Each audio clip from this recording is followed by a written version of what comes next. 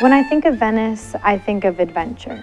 I really loved Venice. It was our first stop. The first thing that I noticed about Venice were all the pigeons. Water everywhere, like the bridges and the canals, and just getting lost in all of these little streets. Going to Venice and taking the boat ride over, it was very exciting to actually step off the boat and to just be a part of it as soon as you stepped your first foot onto land. Taking a boat ride over to a floating city.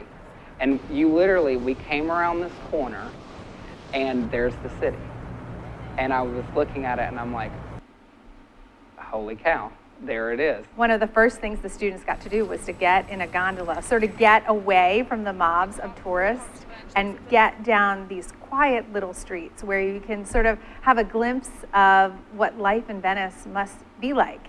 Being there, we kind of just inserted ourselves into their lives, their everyday lives. It's odd because, at the end of the day, we all wake up and we go to work and we do things that we need to and we eat and we sleep and everything else, but the way that they live their life is just so different in some aspects. I'm on the gondola ride and there's, laundry that's hung out over one of the canals, or a cat sleeping on a balcony, or a flower box. We kind of got to see how simply they live. So in the midst of all this history and all this opulence in the city, that there's just people simply living their lives the way they always have, and it's different than what we've experienced. To live in this city that has so much history and culture, and they have thousands of years of history, which I think really impacts their day-to-day life. When I think of Venice, I think of history.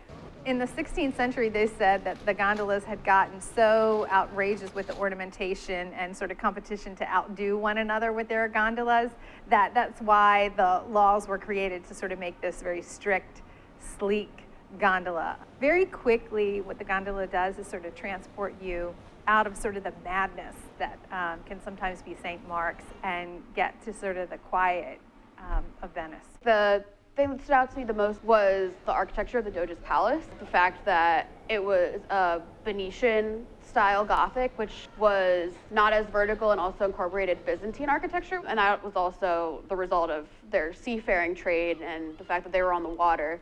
So their architecture is actually a little bit different than the rest of Italy at the time. When I think of Venice, I think of the art of glass. Spectacular glass, the world-class glass blowing and artwork that goes on in Venice is just amazing. You look at the street lamps and the glass, the rose-colored glass in the street lamps is even Murano glass.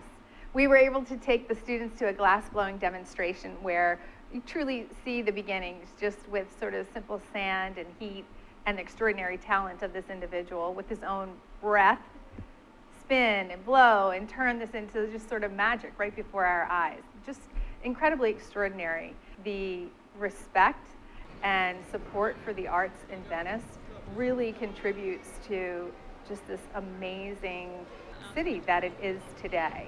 To be in Venice, where they have beautifully incorporated this magnificent art into the glasses that you dine with, the street lights, it really was just a wonderful, wonderful experience.